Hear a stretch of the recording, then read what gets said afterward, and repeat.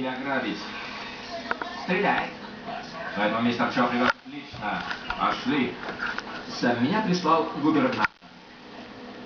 Кто это? Он большой начальник в городе. Ты приехал арестовать меня и моих людей? Сэмпо, это смешно. Очень смешно. На днях вы захватили английский корабль. Губернатор хочет, чтобы ты отпустил заложников, а ружья останутся. Как подарок. Не волнуйся, я оставлю ружья и заложников. За заложников можно получить хороший выкуп. Сэмпо, если бы ты согласился отпустить заложников, я бы поговорил с губернатором, не напрягайся. Понимаешь, мистер Чо, сегодня мне 35. Будет банкет, ты должен прийти. Да, заложники. Разговор окончен, друг.